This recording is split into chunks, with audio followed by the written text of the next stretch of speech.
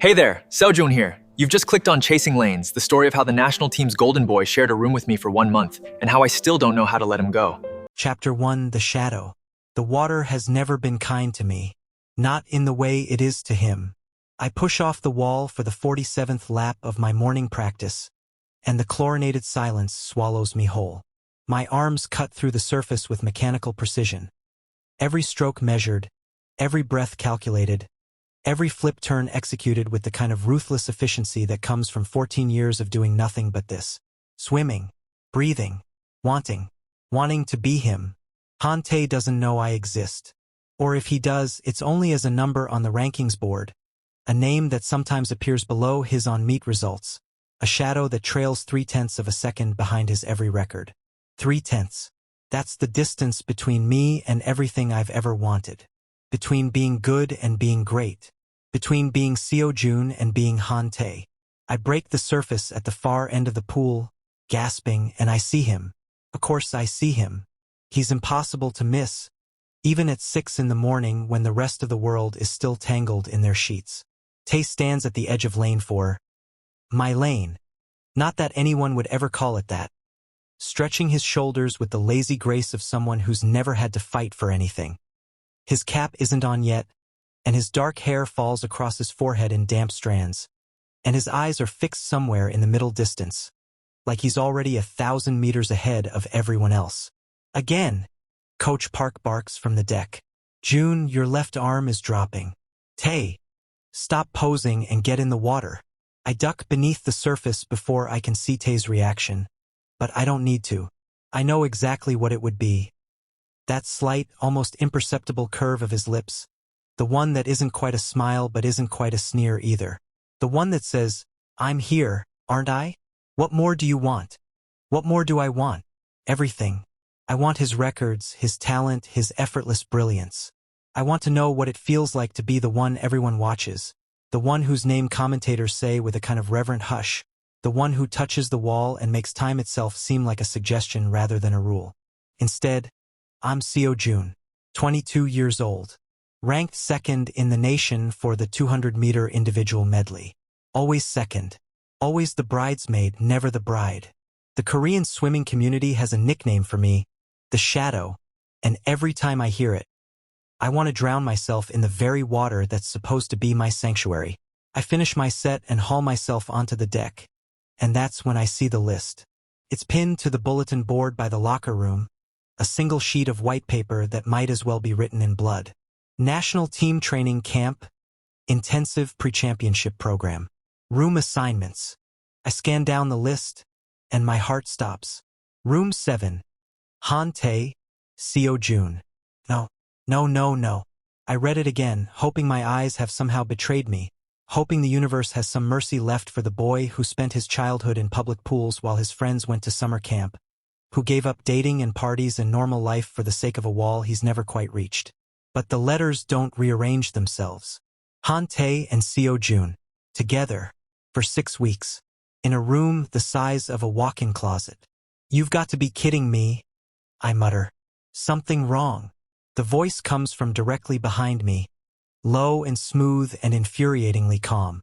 I turn to find Tae standing there, towel slung over his shoulder, water still dripping from his hair onto the collar of his team-issued parka. Up close, he's even more irritating. Sharp jaw, dark eyes that seem to see right through everything, and that permanent half-smile that makes me want to punch something. Room assignments, I say, stepping aside so he can see. He glances at the paper, and for a fraction of a second, something flickers across his face. Annoyance? Surprise? I can't tell because it's gone almost instantly, replaced by that same infuriating mask of indifference. Guess we're roommates, he says. Guess so. We stare at each other. The fluorescent lights buzz overhead, and somewhere in the pool, a younger swimmer is doing drills with a kickboard, the sound of splashing echoing off the tiled walls.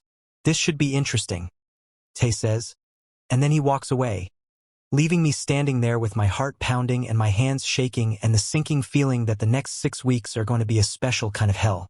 The training camp is held at the Jinshin National Athletes Village, a sprawling complex of dormitories and training facilities nestled in the hills outside Seoul. It's the kind of place where champions are made or broken depending on who you ask. The halls smell like antiseptic and ambition, and every surface seems to reflect back the faces of athletes who have sacrificed everything for a chance at glory. Room 7 is exactly as small as I feared. 2 single beds, 2 narrow desks, a bathroom so tiny you can brush your teeth and shower at the same time if you're creative about it. The walls are beige. The carpet is beige. Everything about it screams temporary. Like even the building knows we're not meant to stay. I claim the bed by the window, partly because I want the natural light for my morning stretches, and partly because it's the only small victory I can claim in this situation. Tae arrives an hour later, dragging a single duffel bag and looking like he's already bored with the entire concept of existence. Left or right? He asks, even though he can clearly see my stuff on the left bed. Right, I guess. He drops his bag on the right bed and starts unpacking with methodical precision. Swim caps go in the top drawer, goggles in the second, a small black case, medication maybe or supplements, goes on the desk, and he pauses for a moment before sliding it into the drawer. You take the bottom bunk at the dorm too? I ask, trying to sound casual, trying to fill the silence that's already threatening to suffocate me. What? In high school, at the training camps, you always took the bottom bunk, didn't you? So you could get out faster in the morning. Get to the pool first. Tae looks at me, and for once, the mask slips. Just a little. Just enough for me to see something underneath, surprise, maybe, or recognition. You noticed that? Everyone noticed that, right? He turns back to his unpacking, but something in his posture has changed. Stiffened. Everyone notices everything I do. There's something in his voice.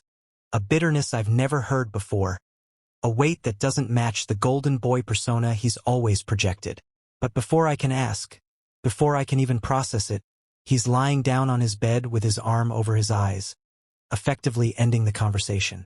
I sit on my own bed and pull out my phone, scrolling through messages I don't care about, pretending I'm not acutely aware of every breath he takes.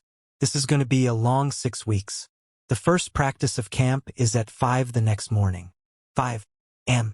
I've been waking up at 4:30 for years, but something about the sterile darkness of the dorm room makes it feel crueler than usual. I'm lacing up my shoes when Tae stirs on the other bed. You're up early, he says, his voice rough with sleep. Always am. Me too. We look at each other across the narrow space between our beds. In the dim light filtering through the curtains, he looks different, softer, somehow. Less like the untouchable ace and more like just another tired kid who got up before the sun to chase a dream.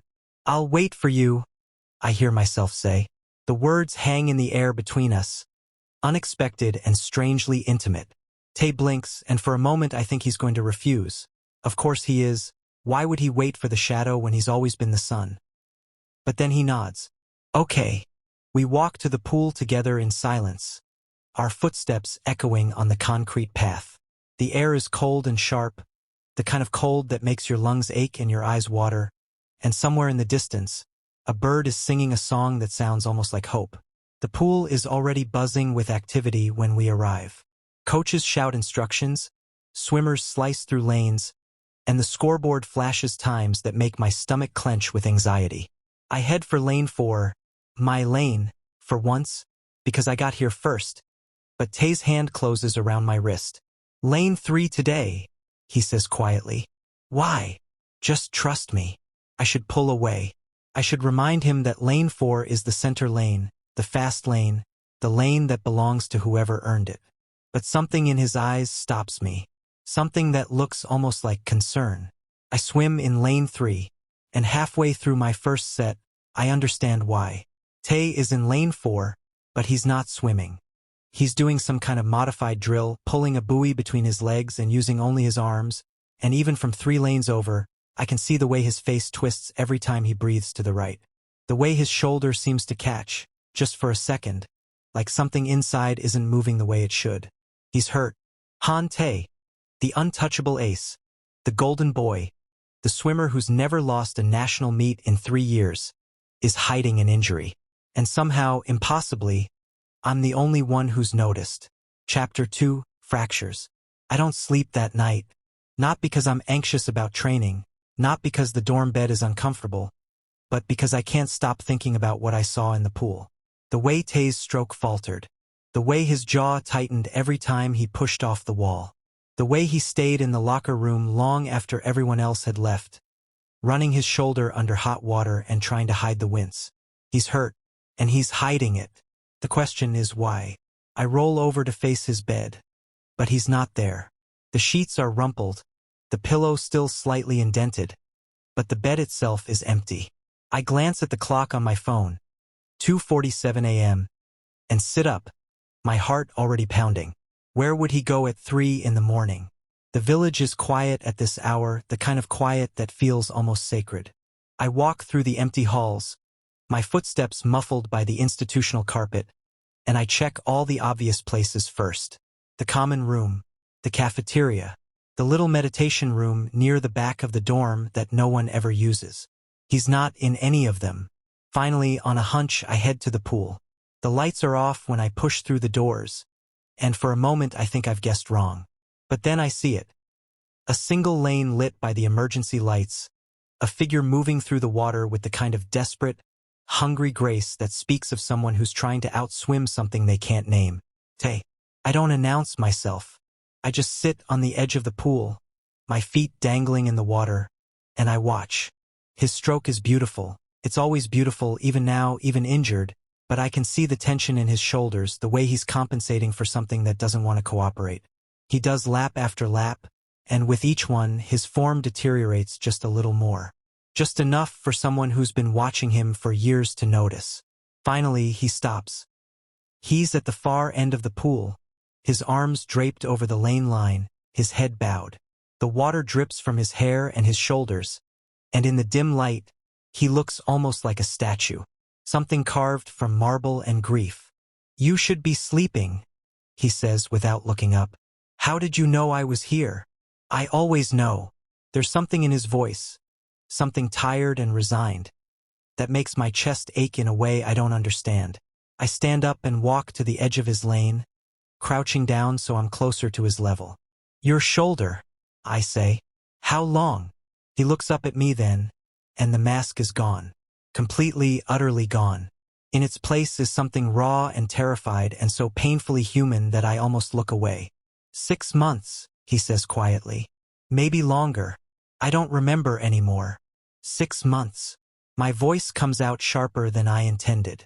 Tae, that's... I know what it is. He pushes off the wall and swims to where I'm sitting, hoisting himself onto the edge of the pool. Water streams down his body, and in the emergency lights, his skin looks almost silver.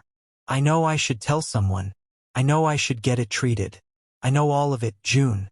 You think I don't know? Then why don't you? He laughs, but there's no humor in it. Just a kind of hollow desperation that makes me want to wrap my arms around him and never let go. Because the championships are in 8 weeks. Because if I tell them I'm injured, they'll pull me from the team. Because I've worked my entire life for this, and I'm not going to let a torn rotator cuff take it away from me.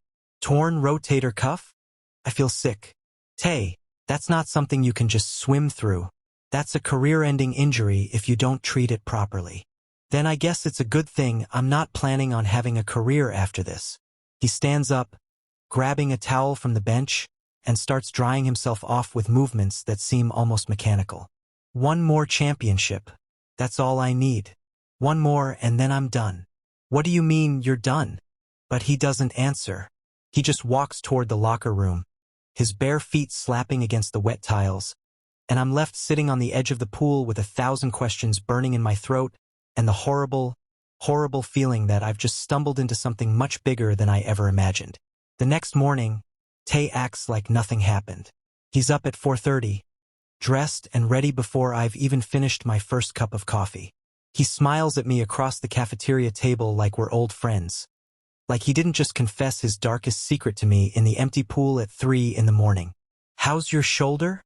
I ask quietly, when the other swimmers are out of earshot. "Fine." The word is clipped. Final. A door slamming shut. "Tae." I said it's fine.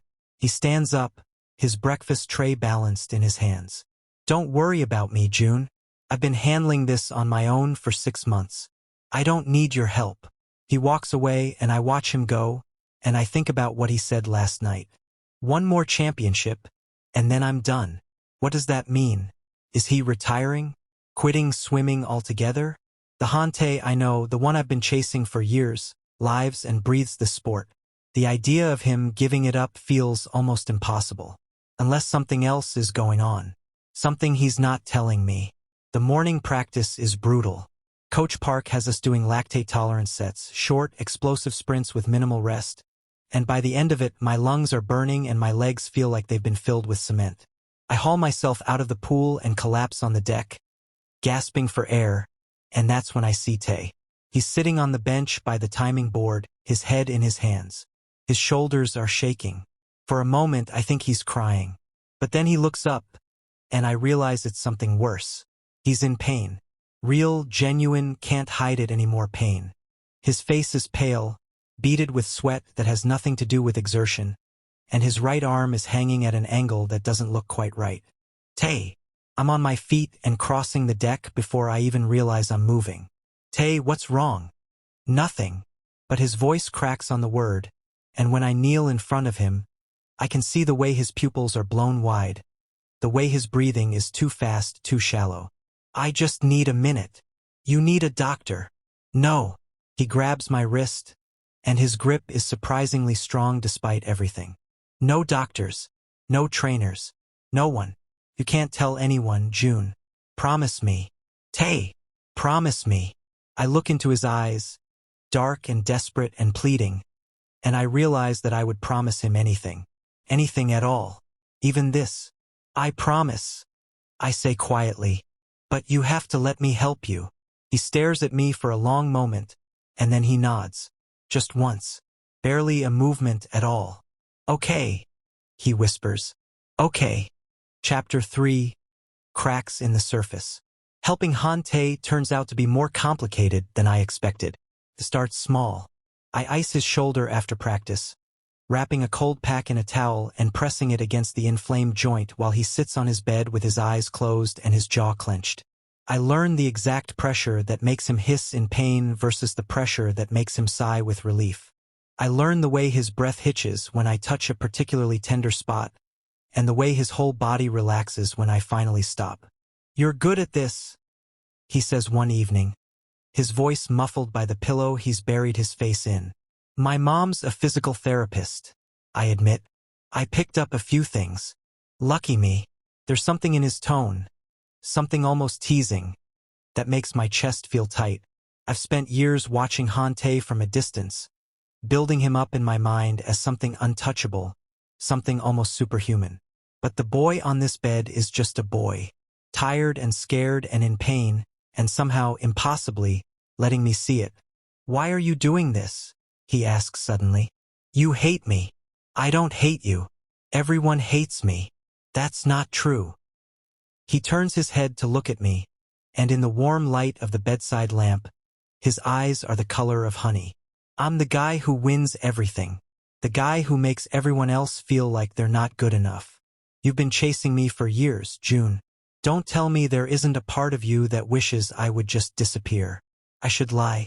I should tell him that I admire him, that I respect him, that I've never once wished for his downfall. But Tae is looking at me with those eyes, and something about the honesty in them makes me want to be honest too.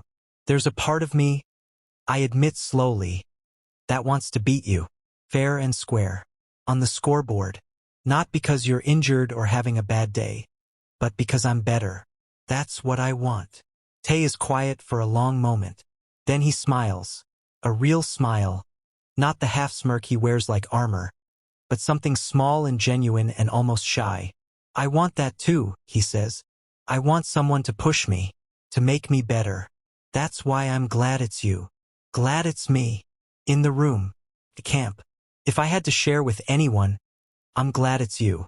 He reaches out and touches my hand. Just a brush of his fingers against mine. Barely there at all. And then he pulls away and rolls over, turning his back to me. Good night, June. Good night. I whisper, but I don't sleep. I lie awake for hours, staring at the ceiling, feeling the ghost of his touch on my skin, and wondering what the hell is happening to me. The next week is a strange kind of limbo. We fall into a rhythm, Tae and I. Up at 4:30, walk to the pool together, swim our separate sets in lanes 3 and 4. I watch him like a hawk during practice, looking for any sign that his shoulder is getting worse, and he catches me watching more than once. But he doesn't call me out on it. He just gives me that small, private smile that I'm starting to realize is just for me. After practice, I ice his shoulder. Then we do breakfast together, sitting across from each other in the cafeteria while the other swimmers eye us with confusion. I can feel their stares, hear their whispers. Since when are those two friends? I thought they hated each other. They don't understand. Neither do I, really. But somewhere between the shared silences and the late-night conversations, and the way his hand brushes mine when we walk side by side, something has shifted between us. Something I don't have words for yet. You're different than I thought, Tae says one night. We're lying on our beds in the dark, the only light coming from the moon through the window. When I first saw you at the national qualifiers 3 years ago, I thought you were just another tryhard. Someone who wanted it but didn't have the talent to back it up. Ouch. Let me finish. I can hear the smile in his voice. But then I watched you swim.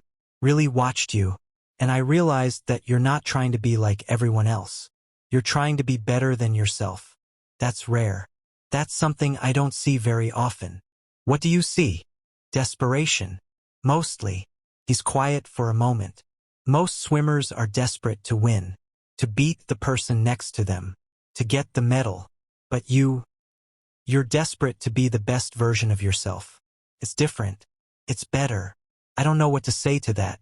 No one has ever described me that way before. Most people see the rankings, the times, the way I'm always just behind Tae. They don't see the hours of extra practice, the film study, the way I break down my own races frame by frame looking for fractions of seconds I can shave off. I see you too, I finally say. I see the way you push yourself even when you're hurting. The way you pretend everything is fine when it's not. The way you smile at everyone but never let them see inside. Tae doesn't respond. For a long time, the only sound is our breathing, slow and synchronized in the darkness. You see too much, he whispers finally. Maybe not enough. The crack appears 3 days later. It's a rest day, no swimming, just dryland training and recovery. The team is in the gym, working through a circuit of resistance bands and medicine balls, and I'm trying very hard not to stare at Tae across the room. He's doing shoulder presses with a band, and even from here I can see that he's struggling. His form is off. His right arm is shaking. Han Tae, Coach Kim, the dryland coach, barks from the front of the room. What's going on with your right shoulder? Your form is terrible. It's nothing. Tae's voice is tight. Just tired. You've been tired for 2 weeks. Get it checked out. I said it's nothing. The room goes quiet. Every swimmer in the gym is staring at Tae, and I can see the panic flickering behind his eyes. He's been so careful, so meticulous, and now it's all unraveling because of one sloppy rep. Coach is right, I hear myself say. The words are out before I can stop them. You should see the trainer, just to be safe. Tae's head snaps toward me, and for a moment, I think he's going to kill me. But then something in his expression shifts, softens. He knows I'm not trying to expose him. I'm trying to protect him. Fine, he says through gritted teeth. I'll see the trainer. He walks out of the gym without looking back, and I feel the weight of everyone's stares shift to me. Why is Seo Joon defending Han Tae? Since when are they close? I ignore them and focus on my own workout, but my mind is elsewhere. It's with Tae, in the training room, wondering if this is the moment everything falls apart. He doesn't come back to the room until late. I'm sitting on my bed, pretending to read a book, when the door opens and he slips inside. His face is unreadable, a perfect mask of neutrality, but I've learned to see the cracks. What did the trainer say? Tae sits on his bed and pulls off his shoes, dropping them on the floor with 2 soft thuds. She said it's probably just tendinitis. Gave me some anti-inflammatories and told me to rest for a few days. But that's not what it is. He looks at me, and in his eyes, I see exhaustion, fear. something that looks almost like defeat. No, he admits quietly. That's not what it is. Then why did you let her think that? Because if she does an MRI, they'll find the tear. And if they find the tear, I'm out. No championships. No redemption. Nothing. He lies back on his bed, staring at the ceiling. I've worked too hard for this, June. I've sacrificed too much. I can't let it end like this. Tae. I don't know what to say. I don't know how to fix this. All I know is that I can't bear to watch him destroy himself. You asked me what I meant, he says quietly. When I said I'm done after this championship. Do you want to know? Only if you want to tell me. He's silent for so long that I think he's changed his mind. But then he speaks, and his voice is so soft I have to lean closer to hear. My father is dying. The words hit me like a punch to the chest. He has cancer. Pancreatic. They caught it late.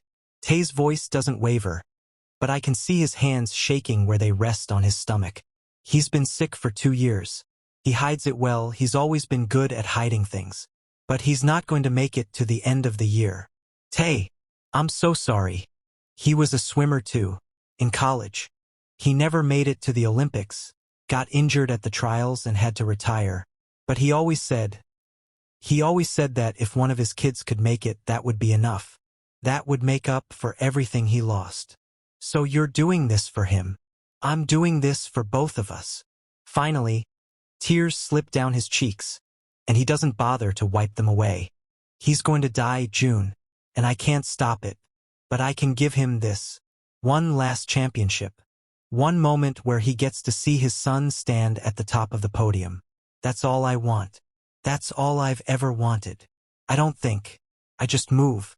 I cross the space between our beds and sit on the edge of his, and when he doesn't pull away, I wrap my arms around him and pull him against my chest. He's stiff for a moment, surprised, and then he crumbles. His body shakes with sobs he's been holding back for months, maybe years, and I hold him through all of it. I hold him until his tears soak through my shirt and his breathing evens out and his hands curl into the fabric of my sleeves like he's afraid I'll let go. I won't tell anyone, I whisper against his hair. About your shoulder. About your father. I promise. Thank you, he breathes. Thank you, June. We stay like that for a long time, tangled together in the narrow bed, and somewhere in the darkness, I realize that I'm not holding him anymore. He's holding me, and I'm not sure which one of us needs it more. Chapter 4. The space between. Something changes after that night. It's not dramatic, no grand declarations, no sudden confessions. It's smaller than that, quieter. It's in the way Tae leaves an extra protein bar on my desk when he knows I forgot to pack one. It's in the way I make sure the shower is warm before he gets in, adjusting the temperature so he doesn't have to move his shoulder more than necessary. It's in the way we sit closer together at meals now, our knees touching under the table, a secret language of small intimacies that no one else seems to notice. Or maybe they do notice. Maybe the whole team has noticed, and they're just waiting to see what happens next. You're staring at him again. I blink and turn to find Min Jae, one of the younger swimmers, grinning at me from across the locker room. I'm not staring. You're totally staring. Like hearts in your eyes staring. It's kind of pathetic, honestly. I don't have hearts in my eyes. Sure you don't. Min Jae pulls on his team jacket and shoulders his bag. For the record, I think it's sweet. You two have been at each other's throats for years. It's nice to see you getting along. We're not. I stop myself. What are we, exactly? Roommates? Rivals? Friends? Something more? I don't have words for what's happening between Tae and me. I'm not sure I want to find them. Min Jae raises an eyebrow. Not what? Nothing. Go away. He laughs and heads for the door, but he pauses with his hand on the frame. Just be careful, okay? Coach Park isn't blind. And he's not stupid either. The door swings shut behind him, and I'm left alone with my thoughts, which is the last place I want to be right now. The trouble starts 3 days later. It's a Friday, which means time trials. Full-out races, timed and recorded. The results posted on the board for everyone to see. I'm nervous. I'm always nervous before time trials, But today, the nerves feel different. Heavier. Because I know Tae is going to push himself. And I know his shoulder isn't ready for it.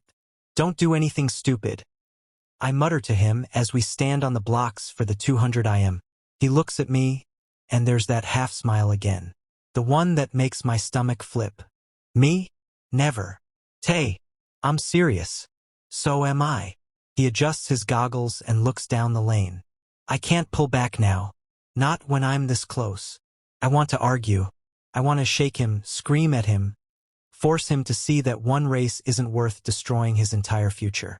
But the buzzer sounds before I can say anything, and then we're in the water, and there's no room for words anymore. The first 50 meters are butterfly, and Tae is ahead. He's always ahead in butterfly. It's his strongest stroke, the one that showcases the power in his shoulders and the precision of his technique. But I can see him favoring his right side, compensating in a way that's costing him time. Not much, just a fraction of a second. But enough. Backstroke is next, and I start to close the gap. Tae's backstroke has always been his weakest. Something about the rotation aggravates his shoulder, and I've trained specifically to exploit that weakness. I pull even with him at the wall, and for a moment we're side by side, moving through the water like mirror images. Breaststroke is where I take the lead. I've always been good at breaststroke. It's the stroke that rewards patience and precision. The stroke that separates the talented from the truly great. I pull ahead of Tae by half a body length, then a full body length, and I can feel the adrenaline surging through my veins. This is it. This is the moment I've been waiting for. But then I hear it. A sound that cuts through the roar of blood in my ears. A gasp. A choked, strangled sound that doesn't belong in a pool. I flip over in the water just in time to see Tae surface, his face contorted in agony. He's holding his right arm against his chest, his left arm flailing uselessly, and he's not swimming anymore. He's just floating, drowning almost. Tae! I abandon my race and swim toward him, grabbing him under the arms and pulling him to the wall. His body is rigid with pain, every muscle locked tight, and when I look at his shoulder, I see it. A visible deformity, something out of place that shouldn't be. Get the trainer! I scream, and the pool erupts into chaos. The next few hours are a blur. They take Tae to the medical center, and I'm not allowed to go with him. I pace the hallway outside, wearing tracks in the linoleum, while Coach Park talks in hushed voices with the team doctor. Every time someone comes out of the examination room, I lunge toward them, desperate for news. Is he okay? What happened? Can I see him? No one answers. No one will even look at me. Finally, after what feels like years, the door opens and Tae's manager appears. He's a tall man with cold eyes and an expensive suit, and he looks at me like I'm something unpleasant he's stepped in. Seo Joon, he says. A word. He leads me to a small conference room down the hall, and I sit in a plastic chair that squeaks every time I move. My leg is bouncing uncontrollably, and my hands are shaking, and I feel like I'm going to be sick. Han Tae has been diagnosed with a torn rotator cuff. The manager says, his voice flat and clinical. The injury is severe enough that he will be unable to compete in the championships. I knew it. I knew it was coming. But hearing the words out loud still feels like a physical blow. He's been hiding this injury for some time. The manager continues. And I have reason to believe that you knew about it. That you helped him hide it. Don't lie to me. The manager's eyes bore into mine. The trainer told me that someone has been icing his shoulder after practices. Someone who knew exactly how to wrap it, exactly how to treat it. That someone was you, wasn't it? I should deny it. I should lie, deflect, protect myself. But I'm tired of lies, tired of secrets, tired of watching the people I care about destroy themselves. Yes, I say quietly. It was me. The manager nods slowly, like he expected this. Then I'm afraid you've both broken the terms of your athletic contracts. Han Tae for concealing an injury, and you for aiding him. What does that mean? It means you're both suspended from the national team, pending a formal review. Effective immediately. Chapter 5, Aftermath. I don't see Tae for 3 days. The suspension means I'm not allowed in the training facilities. Not the pool, not the gym, not even the cafeteria. I'm confined to my room, our room, with nothing but my thoughts and the aching silence where Tae used to be. I call my mother. I tell her everything, the injury, the lies, the suspension, and she listens without judgment, the way she always does. He's not answering his phone. I say, my voice cracking. I don't know if he hates me or if he's just, I don't know. I can't lose him, Mom. Not like this. Oh, sweetheart. Her voice is soft with sympathy. You haven't lost him. He's just scared. Give him time. I don't have time. The review is in 4 days. If they kick us off the team permanently, his career is over. His father. I stop myself. I promised Tae I wouldn't tell anyone about his father. Not even my mom. His father what? Nothing. I have to go. I hang up and bury my face in Tae's pillow. It still smells like him. Like chlorine and something else. Something clean and warm that I can't quite name. I press my nose into the fabric and breathe him in, and I let myself cry for the first time since all of this started. On the 4th day, there's a knock at my door. I open it and my heart stops. Tae looks terrible. His arm is in a sling, and there are dark circles under his eyes, and his face is pale and drawn in a way that makes him look years older than he is. But he's here. He's standing in my doorway, and he's looking at me with something that might be hope. Can I come in? He asks. I step aside, and he walks past me into the room. He moves differently now, cautiously, protectively, like he's afraid of hurting himself further. It breaks my heart. I'm sorry, we say at the same time, and then, impossibly, we're both laughing. It's not funny, nothing about this is funny, but there's something about the absurdity of the moment that breaks through the tension. Tae sinks onto his bed, and I sit on mine, and we stare at each other across the narrow space. I'm sorry I got you suspended, he says. I never should have asked you to keep my secret. You never asked. I offered. That's worse. He looks down at his hands, at the sling that cradles his ruined shoulder. I've been thinking the last few days about what I've done. To myself. To you. To everyone who believed in me. Tae! I've been so focused on my father that I forgot about everyone else. About the team. About the sport. About you. He looks up, and his eyes are bright with tears. You were right, Joon. I was destroying myself. And I was dragging you down with me. You weren't dragging me down. I made my own choices. But you made them because of me. Because you cared about me. He swallows hard. And I care about you too. That's why I can't let you throw away your career for me. What are you saying? Tae takes a deep breath. I'm going to tell the review board the truth. That you tried to stop me. That you begged me to see a doctor. That the only reason you helped me at all was because I threatened to compete anyway if you didn't. Threatened? Tae, you never. I'm saying I did. His voice is firm, unyielding. I'm saying you tried to protect me, and I manipulated you into helping me hide my injury. That's what I'm telling them. They won't believe you. They will when I show them the texts. I stare at him. What texts? Tae pulls out his phone and scrolls to a series of messages. Messages I sent him. Messages where I begged him to see a doctor. Where I told him he was going to destroy his career. Where I offered to help him find a physical therapist who would work with him off the books. These prove that I tried to stop you, I say slowly. They prove that you knew about the injury and didn't report it to the coaching staff. But they also prove that you were trying to do the right thing. That you were protecting me even when I didn't want to be protected. He puts the phone away. It's not a perfect defense, but it's something. And if I take the fall, if I admit that I threatened you, that I would have competed with or without your help, they might go easier on you. No. The word comes out sharper than I intended. I'm not letting you sacrifice yourself for me. It's not a sacrifice. It's the least I can do. Tae, listen to me. I stand up and cross the room, kneeling in front of him so we're eye to eye. I don't care about the suspension. I don't care about the national team. I don't even care about swimming, not really. What I care about is you. And I'm not going to let you throw yourself on some bureaucratic sword just to save my reputation. His breath catches. Joon, you're not alone anymore. I reach out and take his hand, his left hand, the one that isn't in a sling, and I hold it between both of mine. You've been carrying this weight by yourself for too long. Let me help you carry it.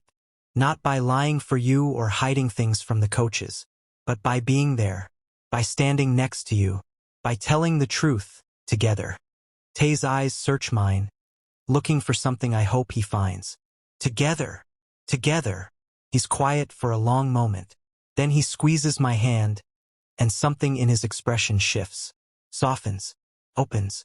Okay, he whispers. Together. Chapter 6.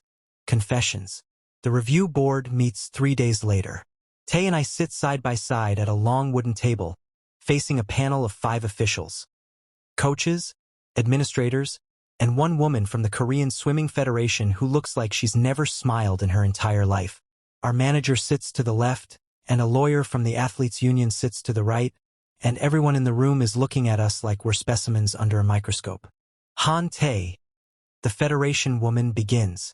You are accused of concealing a serious injury for the purpose of maintaining your eligibility for competition.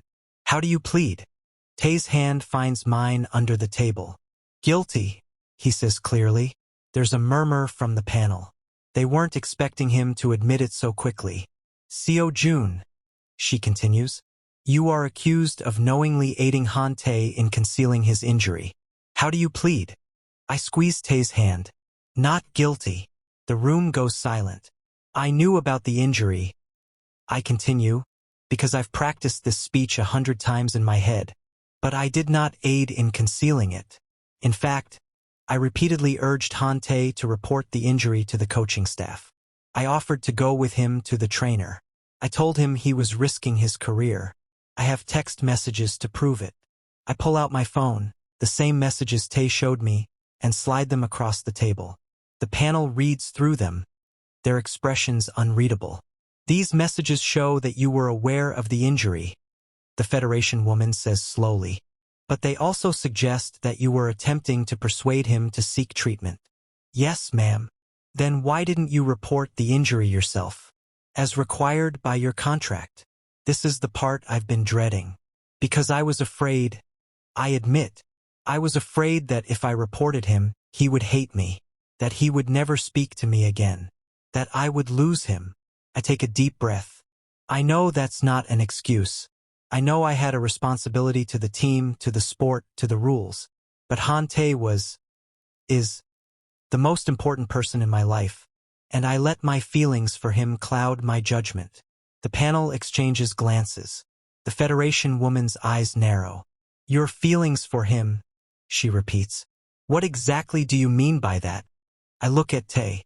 He's staring at me with wide eyes, and I realize that I've never actually said this out loud. Not to him, not to anyone. I mean that I'm in love with him, I say.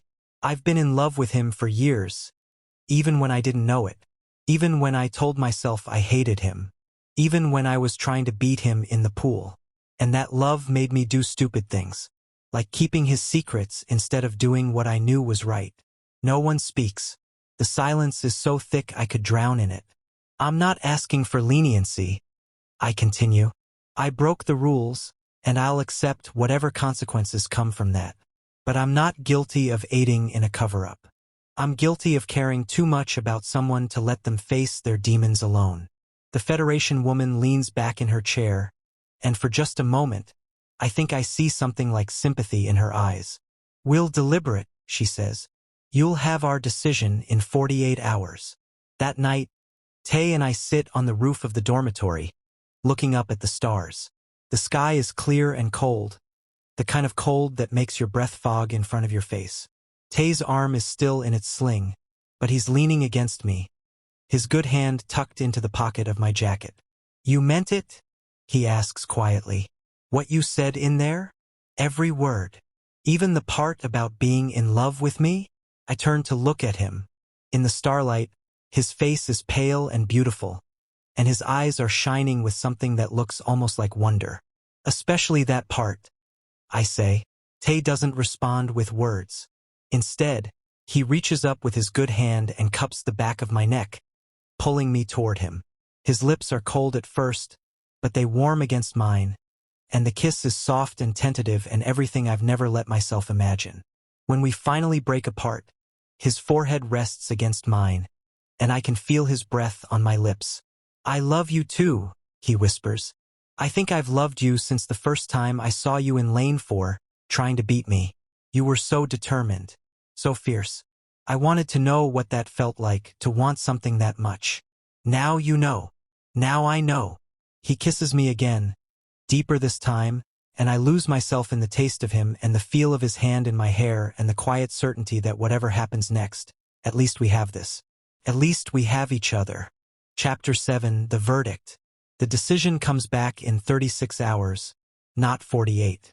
We're called to the conference room at 7 a.m., and I'm so nervous I can barely stand.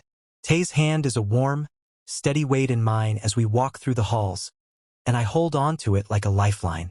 The panel is already seated when we arrive. The Federation woman, I've learned her name is Director Park, motions for us to sit. After reviewing the evidence and testimony, she begins. The panel has reached the following conclusions. My heart is pounding so hard I can barely hear her. Han Tae, you are found guilty of concealing a serious injury. Your suspension from the national team is upheld for a period of 6 months. You will also be required to undergo regular medical evaluations and to complete a sports ethics course before you will be considered for reinstatement. Tae nods. I can feel him trembling next to me. Seo Joon, the panel finds that while you were aware of the injury, your actions consistently demonstrated an attempt to encourage Han Tae to seek treatment. As such, the charge of aiding in concealment is reduced to failure to report. Your suspension is reduced to 2 months, and you will also be required to complete the sports ethics course. 2 months. I can live with 2 months. However, Director Park continues and my stomach drops. There is an additional matter we wish to address. She looks at me and then at Tae, and then at our hands still intertwined on the table. The nature of your relationship with Han Tae has raised concerns about your ability to maintain professional boundaries within the team environment. As such, you will be required to participate in counseling sessions focused on maintaining appropriate athlete conduct. Additionally, you will not be permitted to share a room at future training camps. I open my mouth to argue, but Tae squeezes my hand, stopping me. We understand, he says quietly. Thank you for your consideration. Director Park nods. You're dismissed. Back in our room for 2 more days, until the camp ends and we go back to our separate lives. Tae collapses on his bed and stares at the ceiling. 6 months, he says. That's not so bad. Your father will be proud of me anyway. He turns his head to look at me. He's not going to die in the next 6 months. The doctors gave him at least a year. Maybe more if the new treatment works. You never told me that. You never asked. He smiles, and it's the saddest smile I've ever seen. I was so afraid of losing him that I forgot to live my own life. I forgot that he wants me to be happy, not just successful. And are you happy? Tae holds out his good hand, and I take it, sitting on the edge of his bed. I'm getting there, he says. I have you. That's a pretty good start. Chapter 8, Recovery. The next 2 months are harder than I expected. Tae goes back to Seoul for surgery on his shoulder, and I return to my parents' house in Busan. We talk every day, texts, phone calls, video chats that last for hours, but it's not the same. I miss the sound of his breathing in the dark. I miss the weight of him leaning against me on the roof. I miss the way his hand felt in mine. I hate this.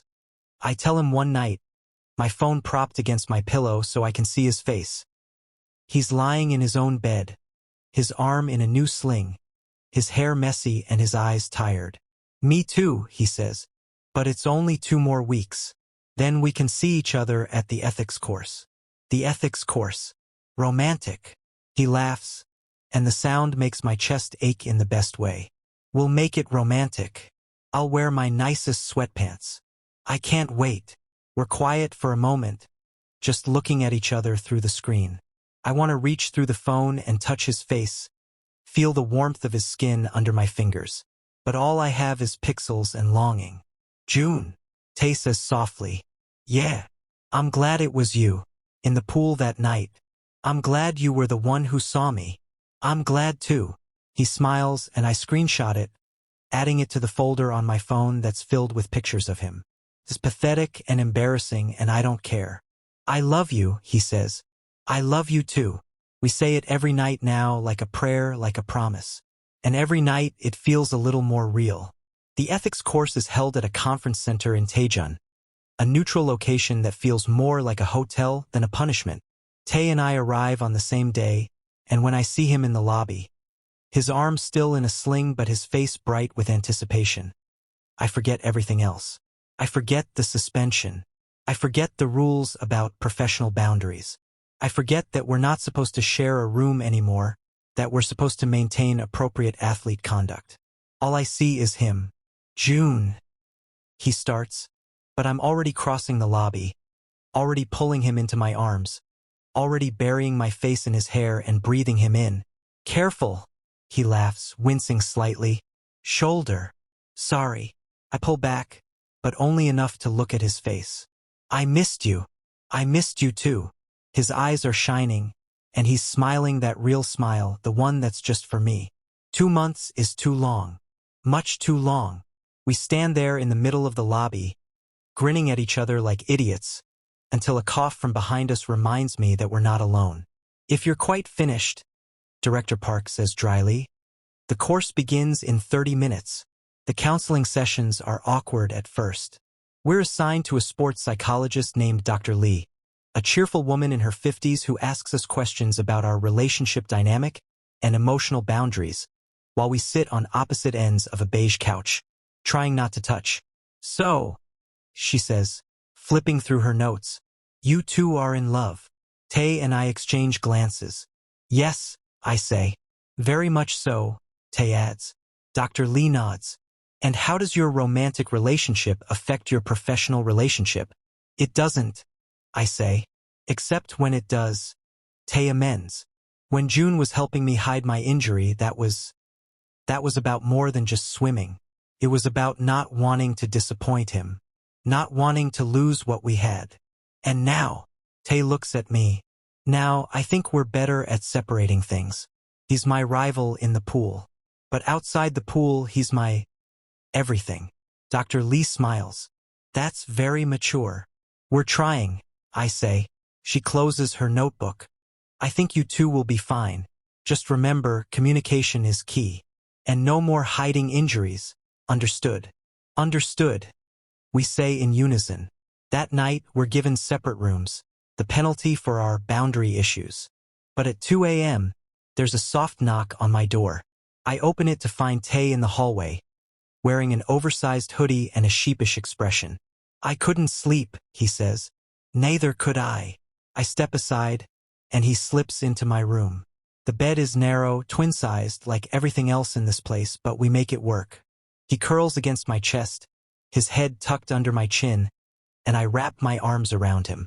This is probably against the rules, he murmurs. Probably.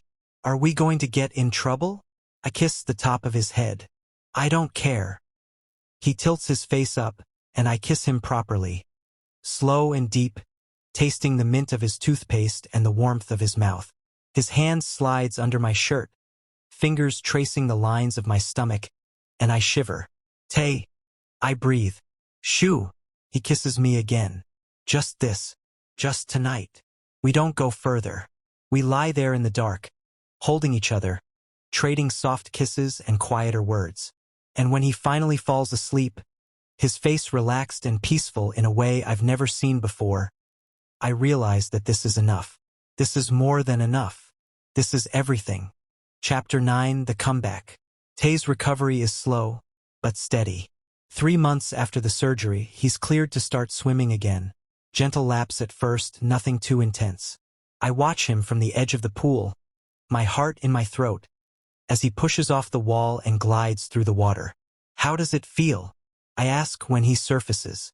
Strange, he admits. Like I'm learning to swim all over again. But good strange. He thinks about it. Yeah, good strange. I sit on the edge of the pool, my feet dangling in the water, and he swims laps around me. Back and forth, rebuilding the muscle memory that injury and surgery had stolen from him. June, he says, stopping in front of me. Yeah, thank you for not giving up on me. I lean down and kiss his forehead, tasting chlorine and sweat and something that's just him. Never, I say. I'll never give up on you. The months pass. Tae's shoulder heals. His times improve. He's not the same swimmer he was before. Maybe he never will be, but he's finding a new version of himself. One that's wiser, more careful, more grateful. And me? I'm still swimming, still training, still chasing. But the chase feels different now. It's not about beating him anymore. It's about being with him. About pushing each other to be better together. Race you, Tae says one afternoon, pulling himself onto the blocks. Your shoulder is fine. Stop mothering me. I laugh and take the lane next to him. You're on. We dive, and for 100 meters we're side by side, moving through the water like we were born for it. He touches the wall a tenth of a second ahead of me, and he's grinning so wide I can't even be annoyed. Beginner's luck, I say. Skill, he counters, splashing me. I pull him close, ignoring the fact that we're dripping wet and in public, and I kiss him. It's brief and bold and absolutely against the rules, but I don't care. You're insufferable, I say against his lips. And yet you love me. And yet I love you. Chapter 10. The final lap. The championships come 6 months later. Tae is cleared to compete, though his times aren't what they used to be. He's slower now, not by much, but by enough. Enough that the commentators have started talking about him in the past tense. Han Tae was a great swimmer. Han Tae had a promising career. I hate it. I hate hearing them write him off like he's already finished. You're going to prove them wrong. I tell him the night before the 200 IM finals. We're standing on the hotel balcony, looking out at the city lights. The air is cold, and Tae is wearing my jacket over his team warm-ups, and he looks so beautiful that my chest hurts. Am I? He asks. You are. I turn to face him, cupping his face in my hands. You're Han Tae. You've been proving people wrong your whole life. This is no different. This is different. His eyes are troubled. What if I'm not good enough anymore? What if the injury took something from me that I can never get back? Then you find something new. I brush my thumb across his cheekbone. You adapt. You overcome. That's what you do, Tae. That's who you are. He closes his eyes, leaning into my touch. When did you get so wise? I learned from watching you. He laughs, and the sound is watery, close to tears. I love you. I love you too. Now stop worrying and kiss me. He does. And for a moment, standing on that balcony with the city spread out below us and his lips warm against mine, I forget about the race tomorrow. I forget about rankings and times and everything else. All I know is him. All I need is him. The championship finals are held at the Olympic Swimming Stadium in Seoul. The pool is Olympic-sized. The stands are packed with screaming fans, and the lights are so bright they make everything look like a dream. I stand on the blocks for the 200 IM, and Tae stands in the lane next to mine, and for a moment we're not rivals. We're not lovers. We're just two swimmers about to do what we were born to do. Good luck, I say. You too, he says. The buzzer sounds and we dive. The first 50 meters are butterfly and Tae is ahead. His stroke is different now, more careful, more controlled, but it's still beautiful. Still Han Tae. Backstroke comes next and I close the gap. I can feel the water rushing past me, the rhythm of my breath, the burn in my muscles. Everything else fades away. The crowd, the cameras, the pressure. All that's left is the race. Breaststroke. I pull ahead. Tae is half a body length behind me, then 3/4, then a full length. I can see the wall ahead, can feel the victory within reach, but something makes me glance to the side. Tae is smiling. Not his half smirk, not his public smile, but something real, something joyful. He's losing and he's smiling, and I realize that he doesn't care. He's just happy to be here, to be swimming, to be alive. The final 50 meters are freestyle. I push harder than I've ever pushed before, my arms churning, my lungs burning, my heart pounding. Tae is still behind me, but he's not giving up. He's chasing me the way I used to chase him. And then I touch the wall. First place. I rip off my goggles and look at the scoreboard. My name is at the top. Seo Joon, national champion. Tae touches the wall a second later. Second place. But when he surfaces, he's still smiling. Still happy. You did it, he says, swimming over to me. You finally beat me. It doesn't feel like I did, I admit. Maybe because we were never really competing. He reaches out and takes my hand under the water, hidden from the cameras, hidden from the world. Maybe we were always just pushing each other to be better. I squeeze his hand. Maybe. The crowd is roaring. The cameras are flashing. And somewhere in the stands, Tae's father is watching. He's weak and thin and fighting for every day. But he's here. He's here and he's crying and he's proud. Tae sees him too. I watch his face crumble and reform, joy and grief mingling together. Go, I say. Go see him. Tae looks at me, and his eyes are full of tears. Thank you, he whispers, for everything. Thank you for letting me. He pulls me close, just for a second, and his lips brush my ear. I love you, Seo Joon. Always.